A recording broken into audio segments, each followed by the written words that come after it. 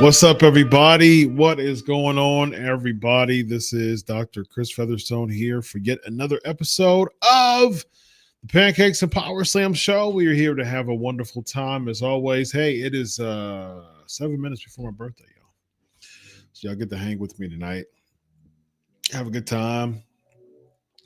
And yeah, man.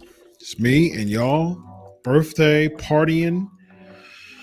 Going into my birthday, and yeah, man, this is gonna be fun. So I'm gonna get a lot of happy birthdays in the meantime, and it's gonna be fun as always. So I appreciate all the love already. All right, let's see. I'm trying to get this. All right, that looks good. That looks good. Yeah. Yeah. Let's turn this up, man. It's my birthday eve. Few minutes. Let's turn this up, man. Yeah. Let's go. Come on in, y'all. Interesting topic tonight.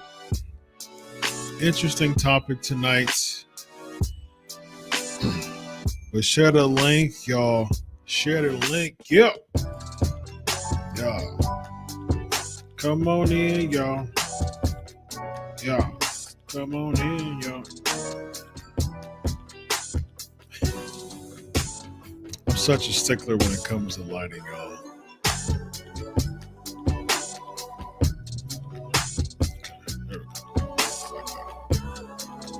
There we go. I like that. I like that. I like that. Yeah. It's my birthday, y'all. Almost. It's my birthday, y'all. Almost. It's my birthday, y'all. Chilling with the P&P. We ain't falling, but we climbing up. It's my birthday eve. Y'all can all shut up. I'm just playing. I'm just playing. Come on. As a matter of fact, say stuff. Speak. You can speak. You can chat. The chat room is for that, especially wishing me happy birthday. And that never gets old to me. Wishing me a happy birthday never gets old to me. So I am not one of those people like, oh, you don't, it's okay. You don't have to. No, wish me happy birthday. Yes, you can do that. Feel free to do that. So as we come in today talking about a psychology of a hitman. So I share the same birthday with Bret Hart. So I was like, man, I've been so busy this week. I'm not sure about what to talk about this week because I've been so busy doing a bunch of things. And so I was like, you know what? I thought about this I think last night. And I was like, I share the same birthday with Bret Hart. Bret the Hitman Hart. Psychology of a Hitman. Wow. So, and plus it gives me an opportunity to tap into my criminal justice background too. For many of you may not know that on top of having a PhD in forensic psychology, I also have a master's degree in criminal justice with the specialization in behavioral sciences. And so, and also have a true crime channel that you can definitely subscribe. I talk about different stories. I break down the psychology behind certain cases, certain current cases. I have absolutely failed miserably at keeping that current. It's been a while since I've actually, it's interesting. I'm going to say this before we get into class. Because of my schedule, because of all the things that I do throughout the week, which is a lot, I do a whole lot. I'm a very, very busy man, work very hard. And so because of my schedule, I don't have time to frequent my true crime channel as much as I want to do. So honestly, if I had a really good editor that's supports the cause and is willing to work with me, like a really, really, really good editor, who's willing to work with me and support the cause, I'm in. But I don't have time to edit videos. That's the reason why I do these. I love these classes because I don't have to edit it and chop it and make it look pretty and all that stuff. I just do live, and you get the ums and the uhs if I needed to. You get the buffer words. You get the pauses to gather my thoughts. You get all of that. We're live, pal, as Jim Ross would say to Sid, to Psycho Sid. So it makes it so much easier for me to do these lives every week because I don't have to go through the editing. I do not like editing. Content creating, I enjoy. I enjoy a lot, actually. Editing, I despise it. I despise editing. Why? Because it takes so much time. Because I'm super meticulous with things, and it takes so much of my time to edit, and I can't stand it. I'm just like, man, all this time is just wasting away. And I'm like, oh man, it took me 3 hours to edit this 20-minute video and it looks good, but I'm just like I want this to do like 1 million views because of all the time that it took of me editing this video. It takes a lot of time to edit videos, man, and I'm just not a fan of it. Okay, not a fan of it because it takes too much of my time. So, with that being said, I haven't done well with keeping up with my true crime channel, and so when I have opportunities to talk about it here you go. And here's an opportunity to talk about it because Bret Hart is named Bret the Hitman Hart. And although it's a cool, catchy nickname or character name, as far as just being with his name, his finishing maneuver being called a sharpshooter, makes sense. But what exactly is a hitman? And we'll talk about that tonight. Now, he was a babyface, and he was a good guy for a sizable part of his career. Actually, I mean, again, it started off with the Hart Foundation. He was a heel. Then it became babyface tag teams. Then it became a babyface single star. Was a really solid babyface single star for about 5 years, 6 years, and then of course the double turn with Austin at WrestleMania. He became a really, really good heel and then leaves for WCW. Also becomes a babyface, then becomes a heel, then retires. And then, of course, he came back, what was that, 2010, I think, with the gimmick between him and Vince, basically bearing the hatchet, and then he just randomly won the U.S. championship, which was interesting. I think it was against the Miz, if I'm not mistaken. Was it against the Miz, wasn't it? I think so. And so, yeah, that was random. But the majority of his pro wrestling career, he was actually a good guy. He was actually a babyface, but he started off as a bad guy. His moniker stayed with him because it was catchy, but he started off as a bad guy. He started off as a hitman. What is a hitman? A hitman, according to a journey. Actually, a hitman. Let's start class. A hitman, according to attorney Brian Fagan, is defined as deliberately causing someone's death. Either, hey, it's my birthday. Hey, it's my birthday, y'all. Let's go. Yeah. Talking about Hitman on my birthday, but it's fun though. It's fun. It's criminology and psychology, and it's all good. So I thank you all for your love too. All right, so we'll talk about this, then we'll get into like birthday shenanigans. All right. So deliberately causing someone's death either by inflicting severe harm or performing an act that poses a significant risk to life. All right. Then this crime usually occurs when intense emotions like anger, rage, resentment, terror provoked by another individual leads to death. All right. So Birmingham City University. Now, this is really interesting. Birmingham City University criminologist identifies 4 main types of hitman.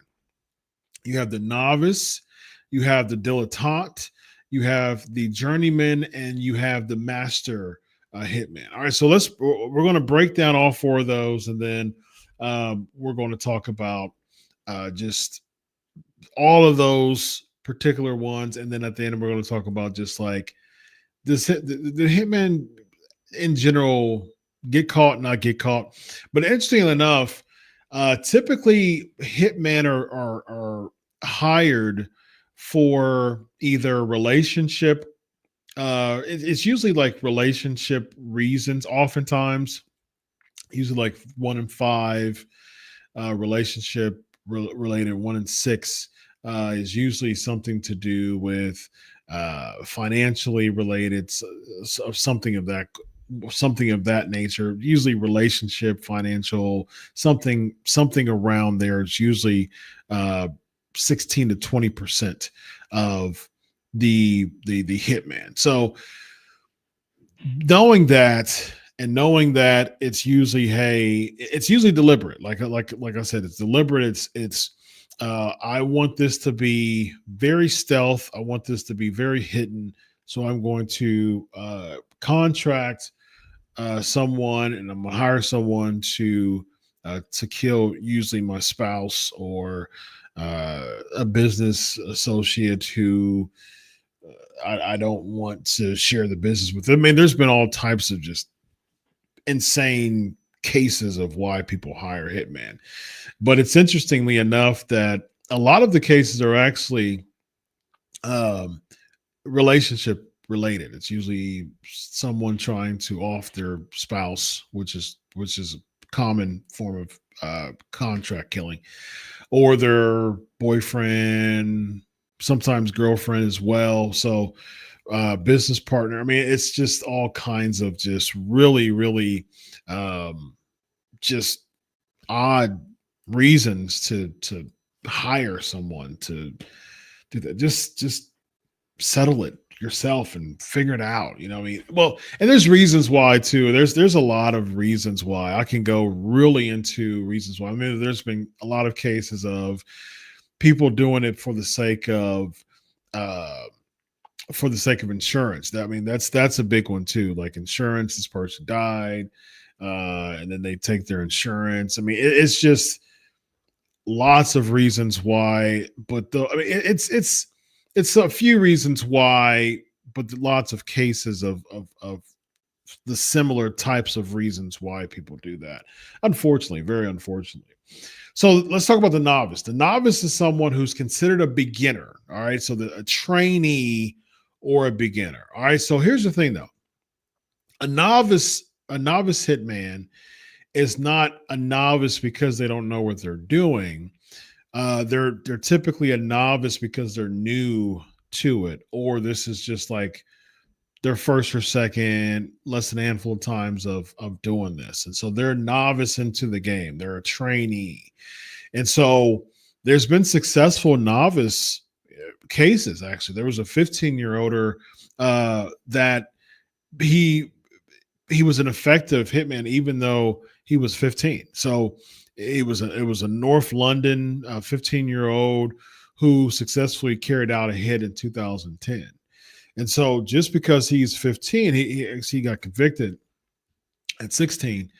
But at the same time, at 15, just because he was a 15-year-old person, I mean, he literally caught a taxi, went to the person's home, uh, killed the woman, and then just walked out and took a taxi back, from where he was. And so it's unfortunate, very unfortunate, but at the same time, it's really unfortunate that a 15-year-old can be as devious. I mean, he was paid to do it. It's crazy that even a 15-year-old can be that devious, and that even goes into just the deviance of our brains, period. And that is a whole different uh thing that I've talked about that in ways before. But just that type of deviant behavior that we have as human beings, oftentimes, I mean, it can be genetic, oftentimes it is environmental as well, though. I mean, what does our environment say? What are we experimenting? What type of abuse did we go to? Did we feel like we weren't appreciated or loved enough by our parents? A lot of this deviant behavior, this criminal deviant behavior, is formed because of schemas or mental frameworks built from children. Oftentimes, it's someone was abused emotionally, sexually, physically, mentally. Someone was abused in some way, or someone saw abuse, oftentimes in the home. And so those types of experiences create someone's map towards society. And the very fact that, that hurt them so much, they want to basically, they form a type of mentality of because I'm hurt, I want to hurt others or hurt myself too. A lot of times people they go inwardly as well, and they become suicidal in their thoughts. That's actually pretty common as far as just someone they don't go as much outward, but they go inward as far as just different things that they do to self harm. And so a 15-year-old having this mentality to commit this type of criminal behavior. I mean, you killed someone. I mean, that's really unfortunate. But he's considered a novice because he was a beginner, an effective beginner, but a beginner nonetheless. Then you have the dilettante, and the dilettante is like a hitman who oftentimes is usually considered older, not always, and dilettantes are usually the oldest of the bunch. There was cases of older. It was a 62-year-old hitman who was considered a dilettante. A dilettante is someone who's not really skilled or who don't have a lot of emphasis in contract killing or being a hitman. But a dilettante is someone who oftentimes don't even really have a criminal background. Often cases don't have any type of criminal record. They just are basically scrapping for funds. They what's called criminologists call they dipple and dapple within the scene of hitman, and they don't really have a lot of enthusiasm to do it. It's just they find out that it's for personal. It's usually during a personal crisis.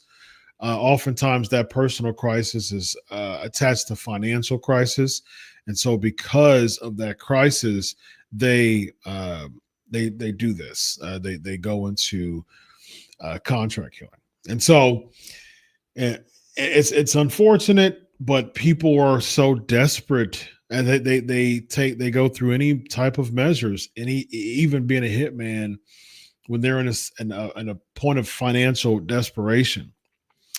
So it's interesting because when it comes to a dilettante case, a case with that is a case of a guy by the name of Orville Wright, and this was in 1996, December of 1996. He was actually hired to murder a 36-year-old woman, and so he wore the ski mask. He came brandishing a knife, was able to break into her flat, and he basically got cold feet. And he decided not to do it because he changed his mind. He didn't want to be responsible for. He got in there and he got so nervous, and just a wave of emotions came at him, even in a ski mask. And we talked about anonymity before.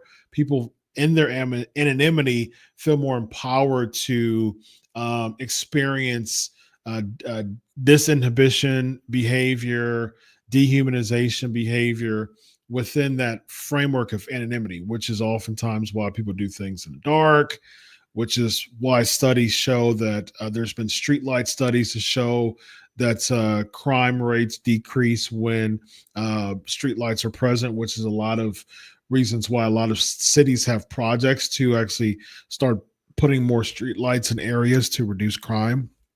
And so that anonymity factor increases someone's, it kind of thins out the threshold of before and after committing the act.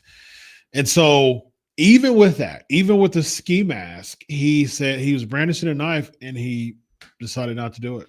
He said, nope, I can't do it. I won't do it. And a judge said that he was nervous, and he actually called him a a hitman who lost his nerve because he got into that and just had that wave of emotion. And as opposed to serving 20 years, 25 years to life, and even there by law, the both the contractor and the contractee, both of those crimes are can be punishable to death from both both ends. The person who hired the hitman and the hitman, him or herself, can uh, can suffer uh, consequences criminally, punishable by death. And so, knowing all those things, the dilettante said, "You know what? I'm not into this that much to be potentially punishable by death. And if I get caught, what this money doesn't mean anything anyways." And so I may have been in a crisis. I might have been strapped for funds, and I was willing to do this. But the dilettante says, "Nah, it's not even worth it. Like my mind isn't even in that type of framework to consider this just a job, or consider this uh, emotion separate from my rational thinking." And this is a case with Orville Wright that showed him being a dilettante, just like everybody else, just like a lot of other people in this field. He said, "No, man, I'm not gonna do it. I'm not gonna do it. I'm not gonna do it." So he was actually sentenced to 2.5 years in prison, instead of something that could have been much, much, much worse. Then you have the journeyman. So the journeyman is considered more experienced than a novice or a dilettante, and probably have organized crime connections before. So here's the thing about a journeyman, though. A journeyman is likely to have their careers as hitman cut short, because it's usually local, and they usually don't want to get the police. They don't want their connections to get to the point where their anonymity as a hitman is compromised, and they don't want to get to the point where there is easier to identify. They're considered reliable, but not especially exceptional hitman.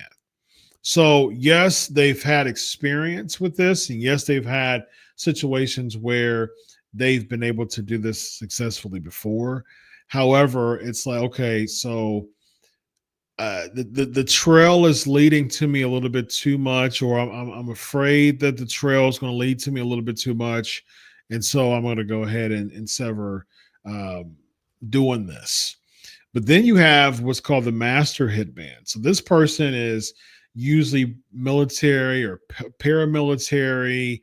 This person is usually known to have experience in being able to do those things, and the least type of the four, the type to get caught. The master hitman. There's research to show that this person has usually up to many kills under their belt. One research showed as many as potentially 100 kills under their belt, whether that's military or uh, murder, as far as murder for hire or contract killing. But here's the thing with a master hitman. A master hitman, similar to many other hitmen, but especially a master hitman, they consider it a job. So they really just go out, and they're able to devoid and to separate the two feelings of rational behavior versus just going out and being hired to be a hitman for someone. They've experienced that. They've been so desensitized, and typically when it comes to any type of crime, especially crime, when it comes to committing a crime, period, but specifically when it comes to like murder, uh, there's a jittery feeling that people feel initially, and then they become desensitized from the thrill, and they their rational thoughts and behavior start to just go way off, and it just gets worse and worse as far as just how their mind is working on route to wanting to meet this high. And so I always tell people, like, hey man, these people, I mean, I've talked to several people in my office who've had homicidal ideation. However, it's like, okay, there's a difference, even from an ethical standpoint, even from a clinical standpoint, there's a difference between saying, okay, I have homicidal ideation versus I plan to commit the acts. There could be a wide gap in between those, or there can be a very thin gap in between those. And me as a clinician, it's, I really am intentional of, if someone, regardless of where you are as far as the gap is concerned, especially if it's thin, which I've talked to people with thinner gaps, it's my job to really start to pour some rational thinking in there, have them step away, have them have a comfortable space to really talk this thing out, to really weigh out the pros and cons. Because if you think about it from just a homicidal ideation standpoint, you get to a point where you really just, the cognitive dissonance is just one of the most deceptive but effective tools in our thinking to be way out. I mean, just distorted thinking galore when we administer cognitive dissonance. And I've talked about cognitive dissonance before. But then you start to justify, and then you talk about, like, you think about, like, okay, well, this money is going to help such and such and such. You're starting to justify these things from a hitman standpoint. But even before that, from a homicidal ideation standpoint, you start to rationalize the act before the act happens. You use cognitive dissonance to justify that behavior, and then you commit it. But of course, there's a lot of passion crimes and things like that. You're so much in the heat of the moment. It's like just a volcanic eruption when passion crimes happen. But when it comes to, like, meticulous, like first degree, just really meticulous, thought out, just pre-planned, predetermined, that type of act, like that type of killing, man, there's just, I would say with any killing, period. But when it comes to that type of premeditated act, man, yeah, just the thought process of the premeditation versus the act, this gap right here could save that person's life and your life from appearing in prison for the rest of your life, or even dying yourself, especially from a hitman perspective. It's like you get paid by someone who you may not know or don't have any affiliation with to kill someone, for instance, a husband, uh, in many cases. And we'll talk about one here in just a moment. For instance, a husband who wants the wife hired a hitman to kill the husband. The hitman doesn't know the husband. The hitman successfully does it, gets their $25,000, for instance. And then it's like, man, is that worth taking that life? No. Is that worth $25,000? No, because you'll spend it. And is it worth potentially spending the rest of your life in prison for that? $25? Is that how much you're worth, to you, of rolling the dice for 25 grand? Even, I mean, you could say 100 grand. I mean, it doesn't matter, because, I mean, what is it? Why does it matter if you spend the rest of your life in prison?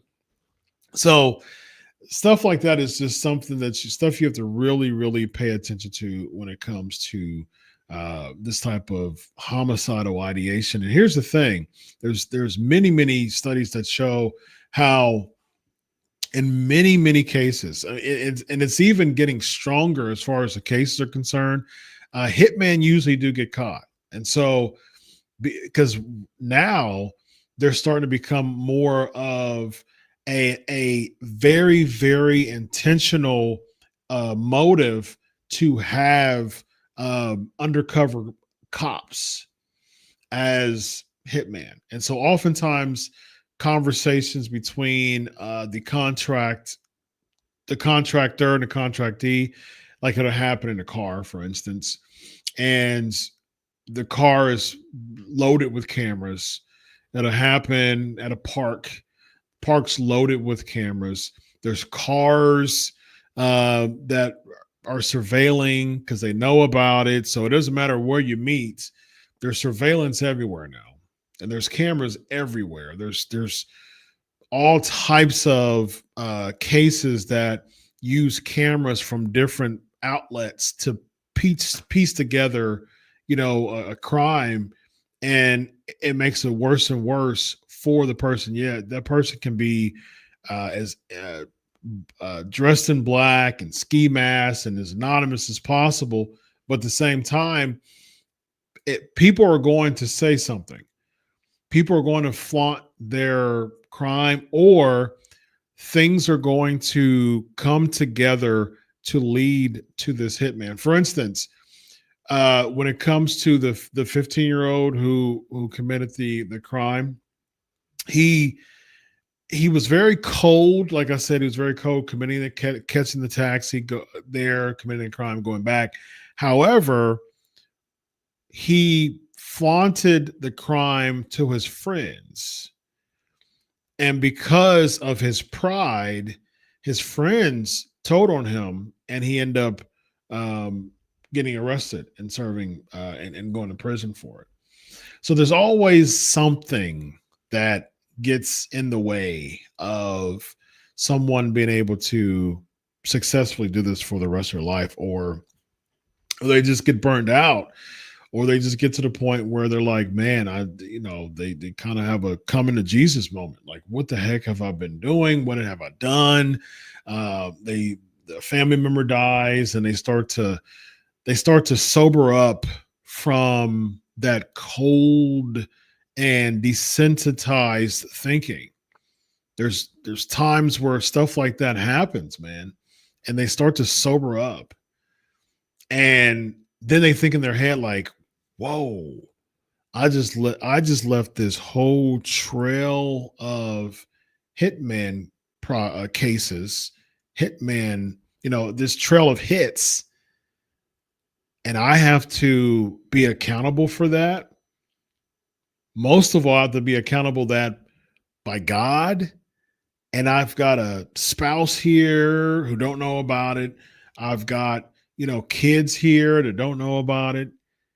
And I'm doing that because I'm doing this because I'm addicted to the thrill, and I'm mostly addicted to the money involved in the thrill. And so you just have to weigh out those things, man. And it's just a bad idea. It's just a really, really bad idea because of continual, ongoing criminal research and just criminal incentives and basically criminal justice incentives to be able to further track these, hitmen. And so that is the psychology behind it. And so here's the thing. It becomes even more difficult nowadays to be able to successfully do that. Case in point, I'm actually going to talk about this before we get into the questions here. Here's a case here that I want to talk about. It was just released about a year ago. So let's talk about it. Let's talk about it here. Let's talk about it. All right. Let's talk about it. All right. So this is let's do this. Yeah, let's do this. No, it's the other side.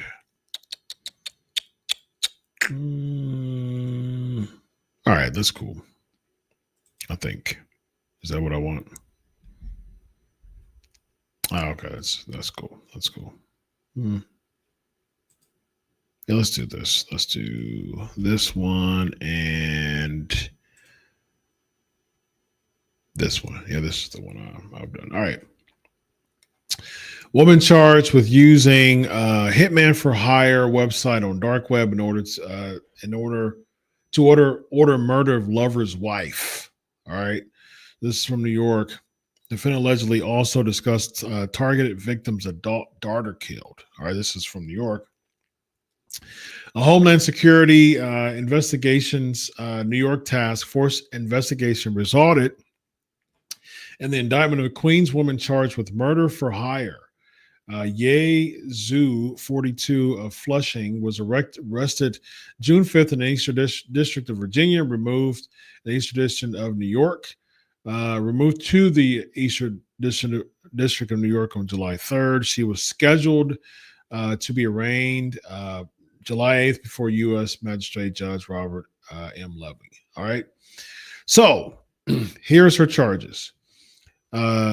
Ye Zhu is accused of offering cryptocurrency, cash, and even sexual favors during her discussions related to having her then partner's spouse and adult daughter killed. Little did she know, here's the thing, this is what I was talking about. Little did she know, the website she allegedly thought she was using to solicit a hitman was a farce, and the crimes of which she is accused soon caught up to her. I commend HSI New York's El Dorado Task Force, Cyber Division, etc. All right. So here's the deal. According to the investigation, between March 25th, 2019 and April 4th, 2019, Zhu sought to hire a hitman through a murder for hire website on the dark web to murder her then romantic partner's wife. So this is a scenario where husband and wife are estranged.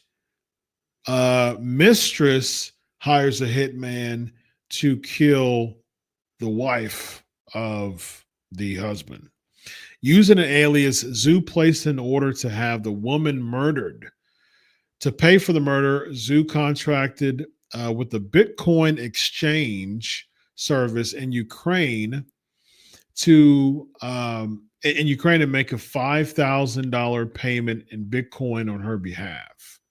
She provided approximately $5,000 in cash to a middleman in Brooklyn and then communicated with the website administrator to confirm payment.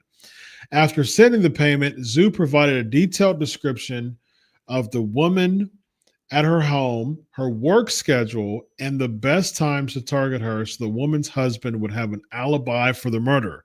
So similarly what I was talking about there before when it comes to Hitman, the people do it to be able to have more of a stealth way of covering their butts, basically. So Zhu later tried to use the website to secure the murder of her romantic partner's adult daughter.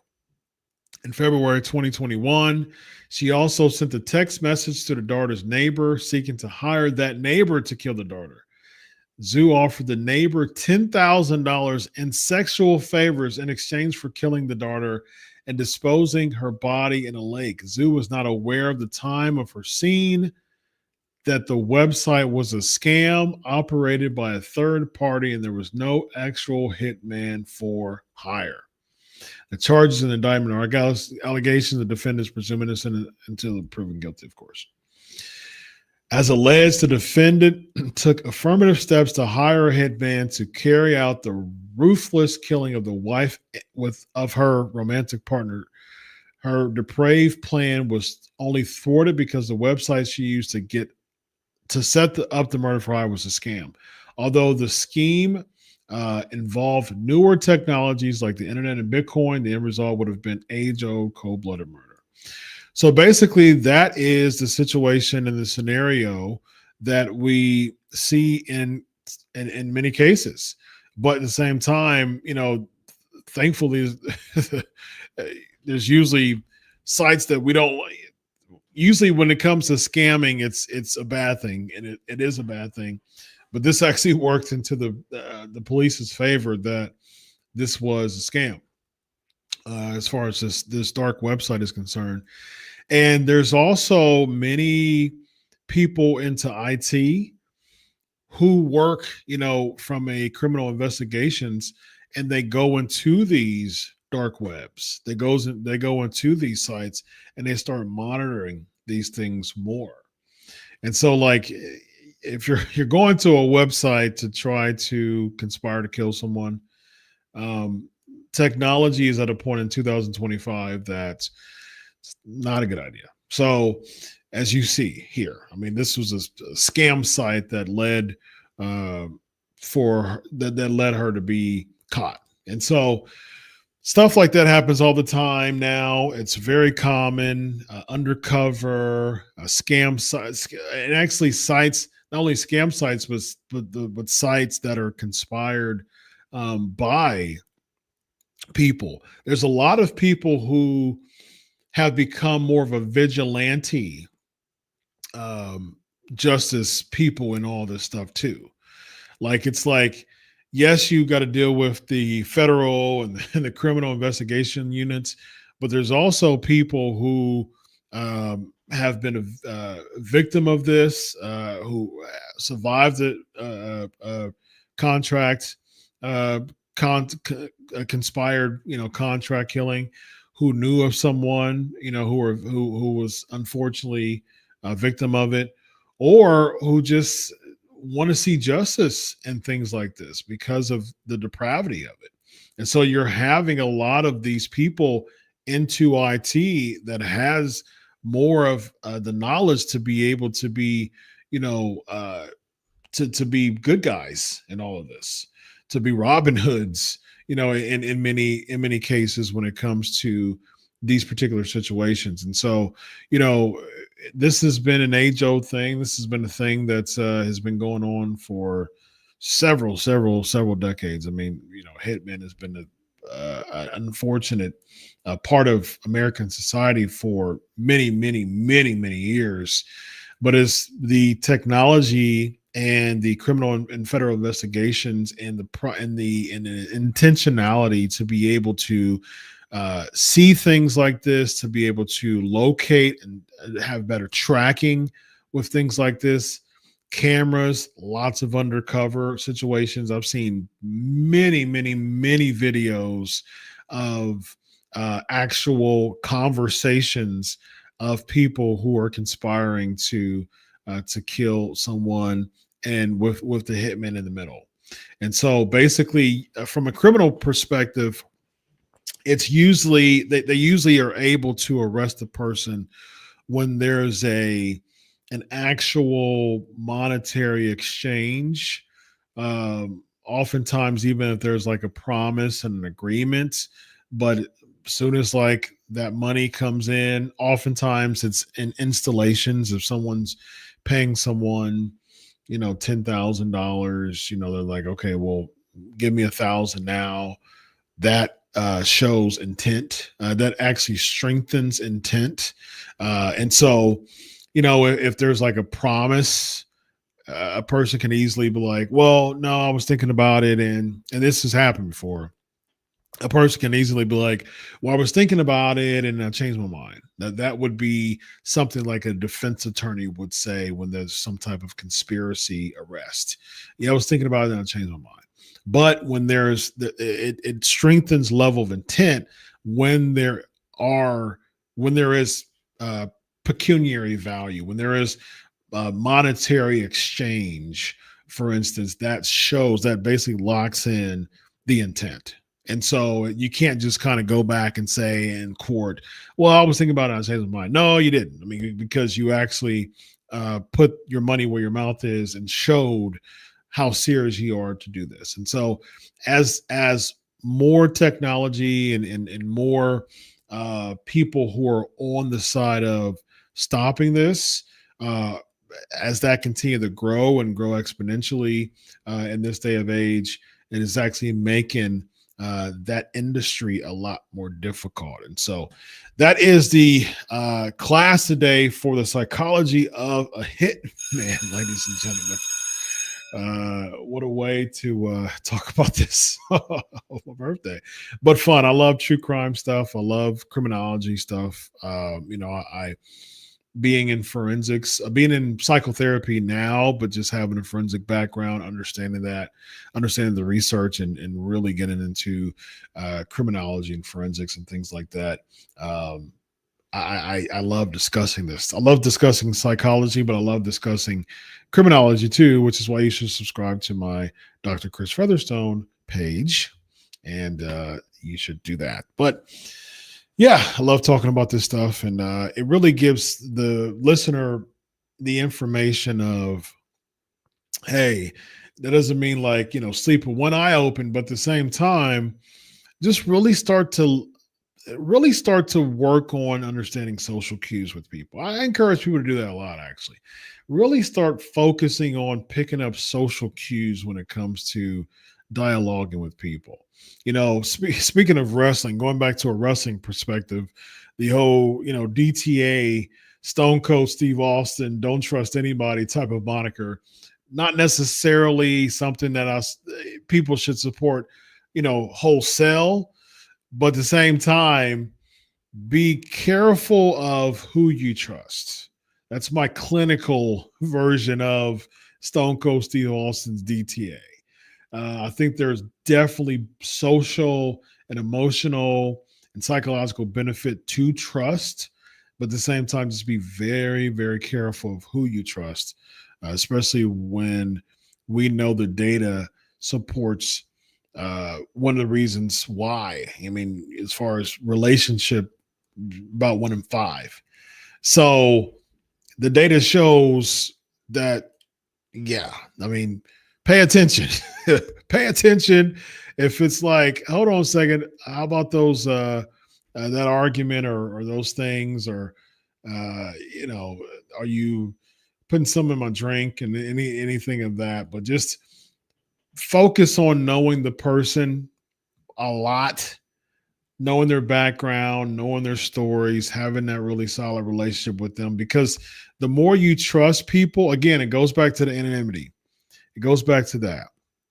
The more a person separates themselves from you and is thinking about getting financial gain from this relationship because it's been sour for so long.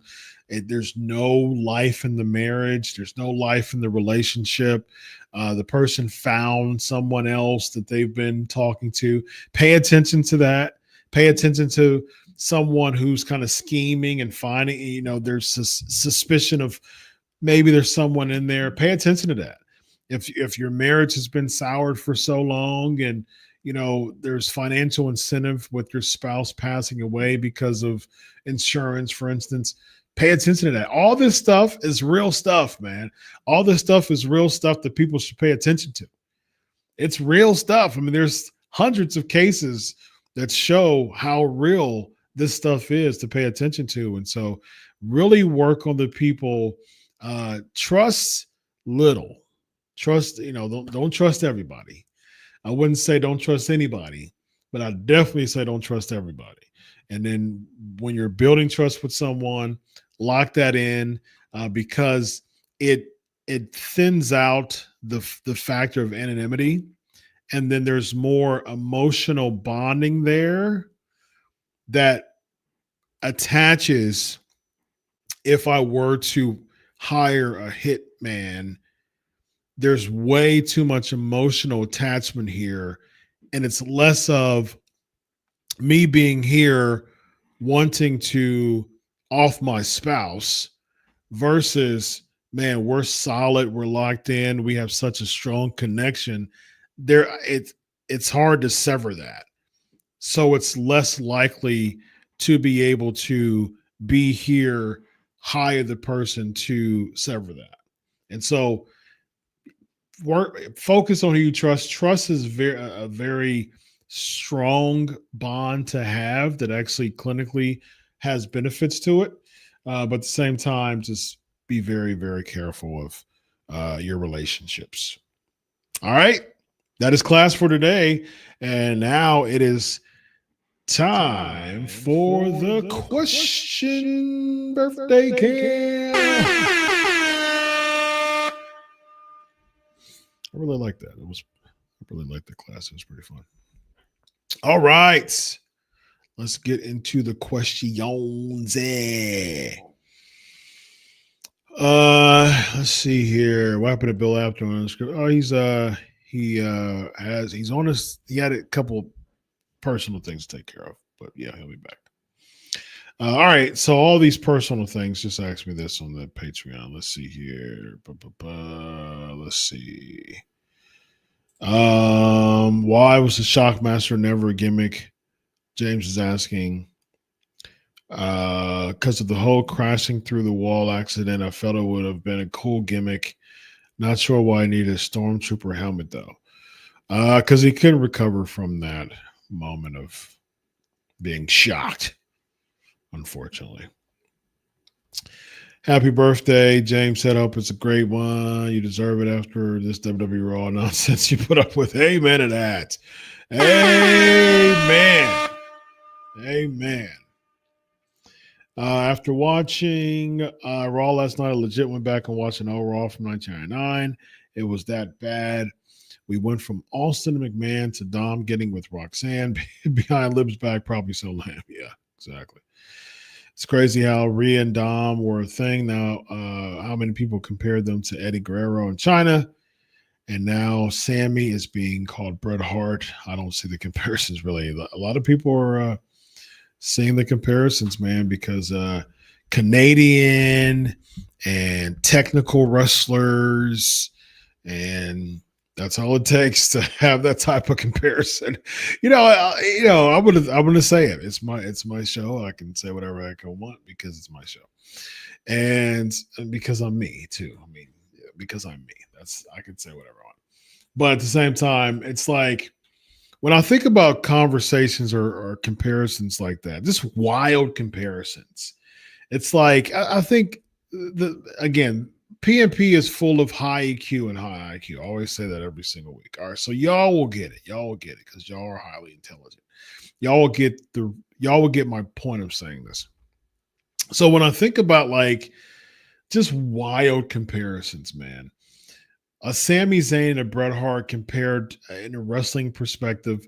Now, Sami Zayn can be his own person. Bret Hart is definitely his own person. Legend, a legend, a Hall of Famer, one of the greatest of all time to do it in the ring. Sami Zayn's very good in the ring. I mean, absolutely, man. I went to his comedy thing for media last year or year and a half ago, 2 years ago for SummerSlam. Super funny dude, man. Stand up, pretty funny.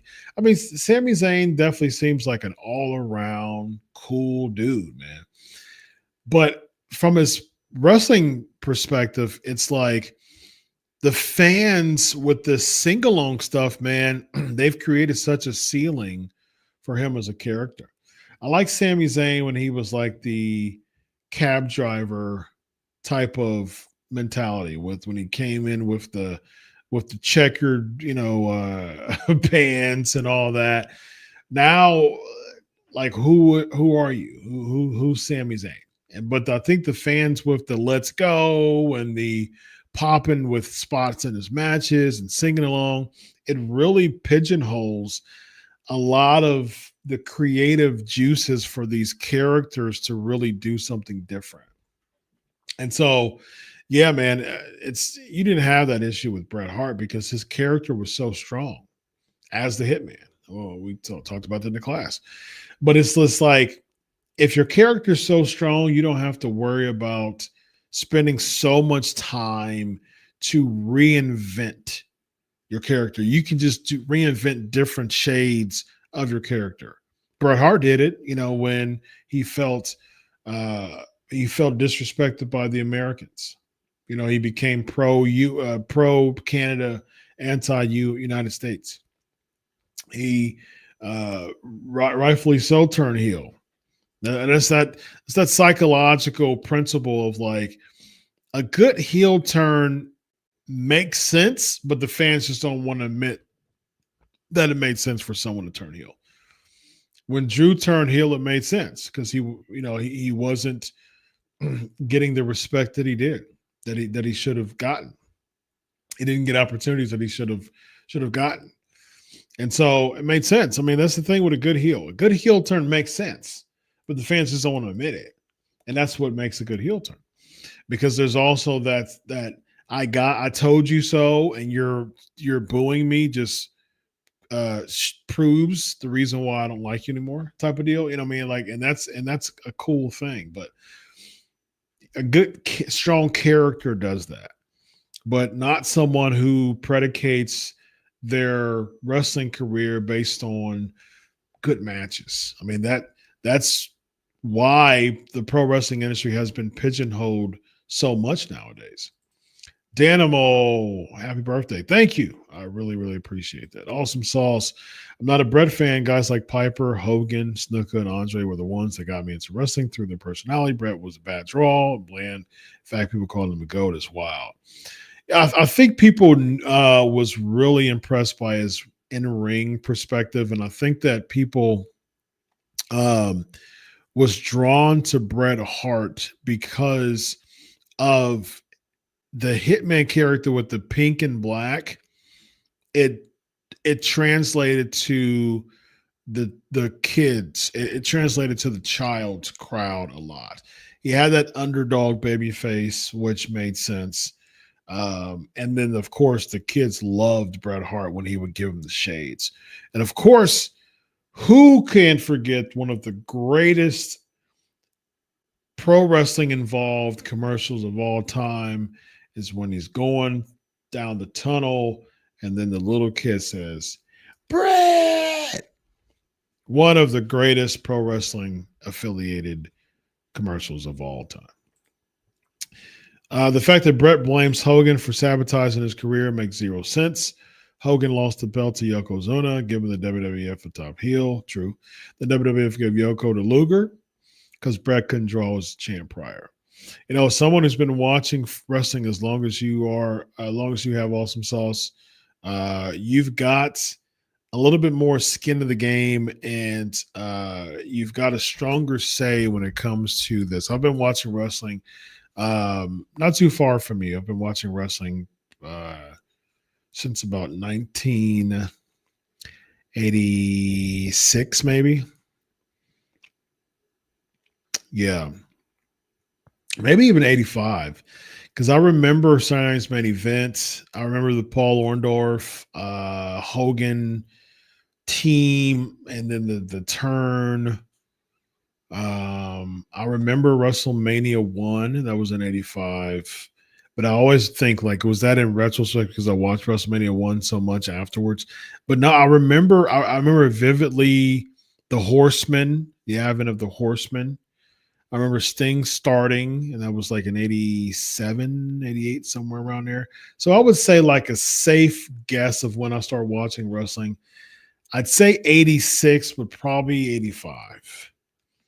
So 39 to 40 years of wrestling experience. I can agree with you when it comes to like draws, but the thing is, Luger wasn't very successful in McMahon's project either, and they pulled the plug on him, which is the reason why they did the SummerSlam gimmick in '94, I believe, where he beats Yoko by count out because he did the forearm shot gimmick. And yeah, was that 94? Was that 94? Because the Allied Powers was like 95, I believe. USS Intrepid was, I think it was 94 because the whole USS Intrepid was the like around this time, right? It was around like July or so of 94, I think it was. That would be my guess. Luger slams Yoko, July of 94. That would be my guess. That's my guess. Final answer, July of 94. July of 93. Ugh. So that means it was only a few. Oh, okay, no. So he won the Royal Rumble with Bret in 94. He split it. Okay, yep. He split it with Bret in 94. That led to Luger and Brett both having matches at WrestleMania to determine, and that's Perfect was involved. Yeah. So there was, not July 93. There you go. Yeah, I always like a little wrestling trivia. Happy to see Goldberg wrestle. Danimal says, he's not going to be around in 10 years, regardless of how the match is. He's a legend. Let's enjoy the moment. I usually agree with that. I do agree with that, but don't do it at the expense of Gunther, period. Oh, Awesome Sauce is cutting a promo on Brett tonight. How was Brett's career sabotaged even? He had the highest downside guarantee in wrestling at one point. He's overrated, bad draw, zero charisma, didn't transcend WWE. What did Brett do to pop culture? Well, I'll just explain that. But the very fact that you're cutting a promo on Bret Hart tonight is hilarious. My thoughts on a Diddy trial. Elvis with these wild questions, man, in the heat of my sessions. My thoughts on it. We'll see the conclusion. I mean, we'll see how it goes. Pay attention, follow it. The evidence speaks for itself. If the evidence is if he's guilty, he's guilty. And I think that the trial is showing us evidence. It's interesting to follow, of course, with everybody, but that's the industry, man. That's the industry. That's the industry. That's the music industry. For every public ditty, there's 100, underground ditties. I mean, like that's the truth of the matter, man. It's unfortunate. It's very unfortunate. A lot of these people, I've heard some things, like as far as what people have to do to sacrifice themselves to get a daggone break, a record break, a signing. You're signing for a music label, and the things that you have to do to. You want to talk about Faust, the Faustian bargain that I talked about as far as the psychology of selling your soul. Go back to that class when I was talking about that, and imply that or implement that into the music industry too. The stories that are out there are just crazy.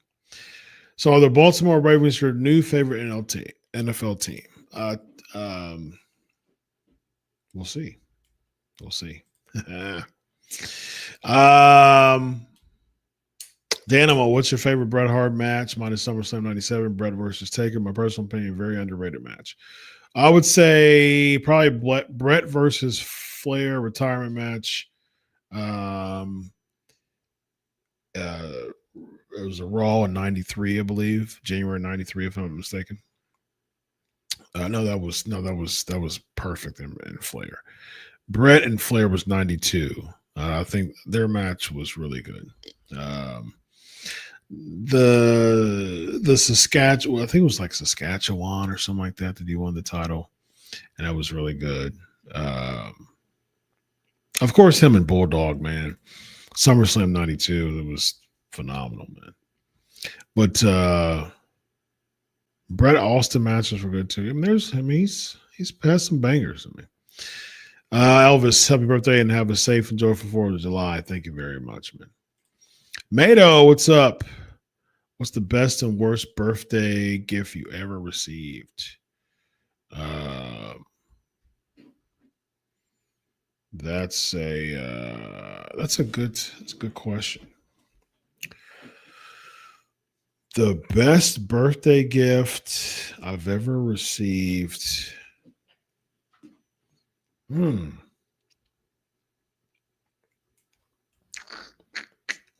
new card. Price is right on them. Price is right on them, baby. The best birthday gift I've ever received. Man. My wife did a really good job. She laid it out on my 40th and had a really nice birthday party for me. And she put me up in some super high end upscale hotel, and it was pretty nice. That was pretty nice. The worst, I don't recall receiving a birthday gift and saying, "Eek, this is horrible." I don't ever recall that. Probably, I mean, maybe a pair of shoes that were wrong size, but I don't even think that happened. I don't know. I can't think of any worst birthday. I appreciate all my birthday gifts. I appreciate birthday gifts. That means a lot to me. So I don't look at something and scale it like, oh, I know that you make six figures. You only got me a $20 card. Like I don't do that. So hey, my fam is in the building. So I got a happy birthday, love, happy birthday, dad, happy birthday, dad. I imagine that I imagine that my kids, my wife and kids are both saying happy birthday to me from her account. That's wonderful. Wonderful, wonderful. I don't know what's the XP on the chat. I don't even know what that means. Let's see. Elvis, what was the psychology behind the Benoit tragedy? Yeah. Ooh. That's another class for sure. You want me to do a whole nother, you want me to do a whole, you want me to do a class right now, and I did a whole class. That's definitely a different class, but that's an very interesting question though. 3 years and I've been a member of PNP Army. 3 years. Nice, man. Congrats on 3 years. Very, very nice. Thank you for all the birthday wishes, everybody. Very, very nice. I appreciate very much. Great questions as always. Very great as always. Always a pleasure. Hang out with y'all. And yeah, man, I'm gonna enjoy my birthday. I'm gonna have a great day. I'm gonna have a great week. I'm gonna celebrate. Celebrate. I love birthdays, and I'm going to. Yeah, man, I'm blessed. Birthdays mean so much to me because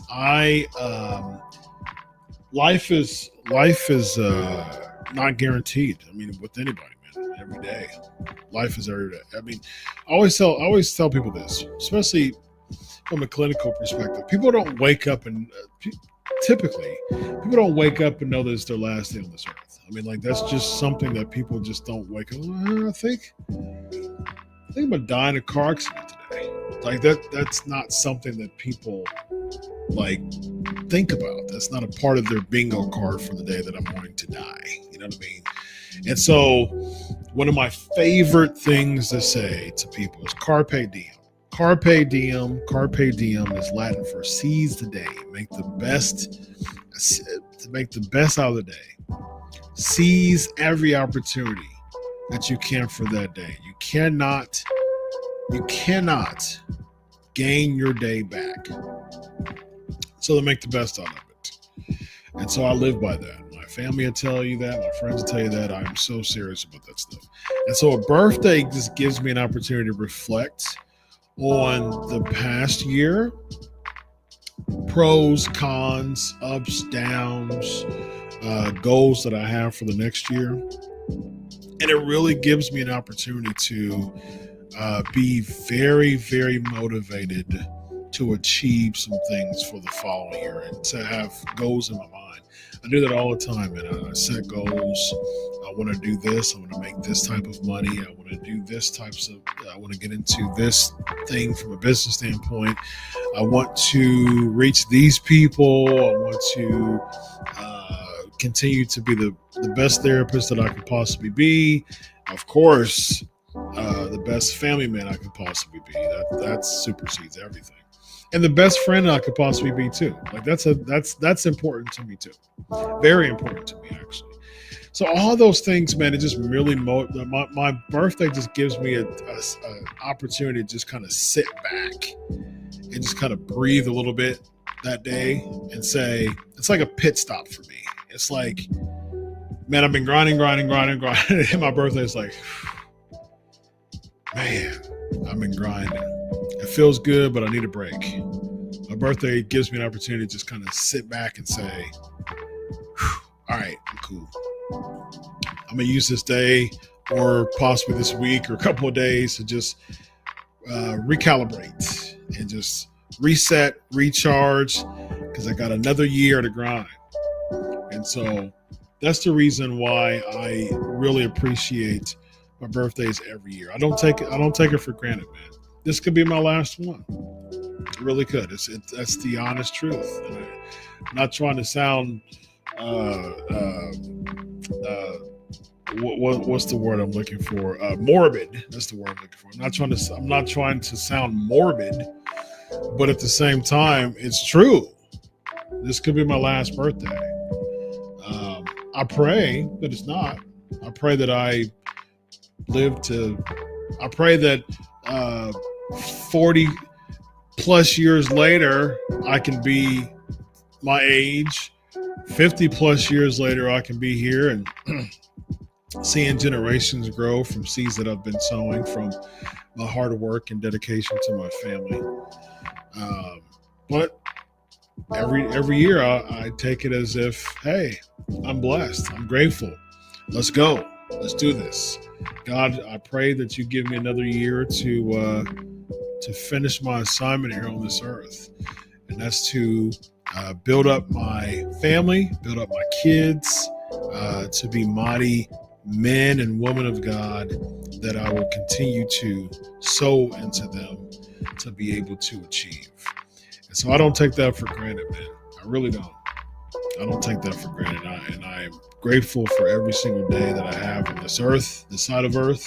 And my birthday is just an opportunity for me to be like, man, look at what you've been through. Not only this year, this past year, but your life. And look where you are now. Look ahead. You see out there? That's yours for the taking. So I pray that that's everybody's birthday. I pray that more people understand that mentality when it comes to birthdays, and they really appreciate every birthday that they have.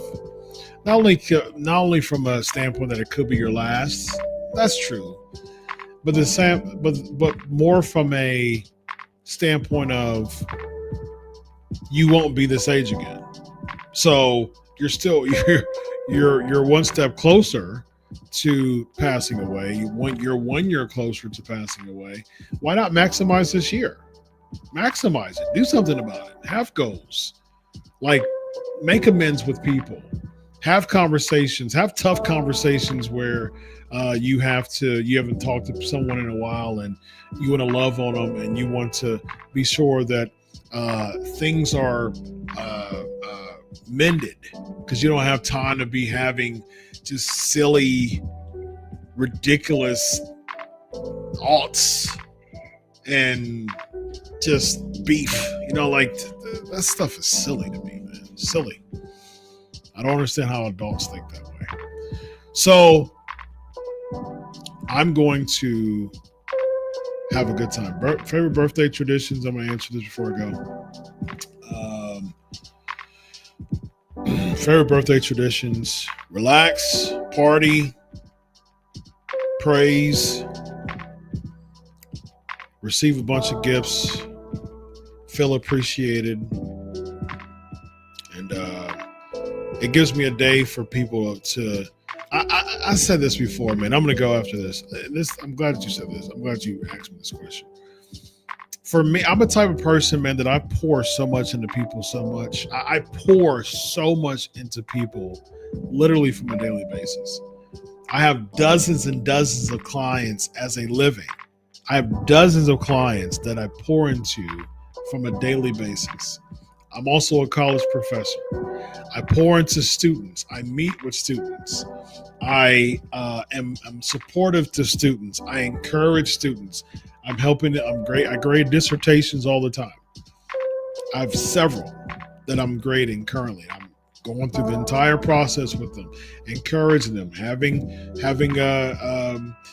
meetings with them, virtual face-to-face meetings. I just did that a couple of days ago. So like, and I'm emailing people all the time, students all the time, daily.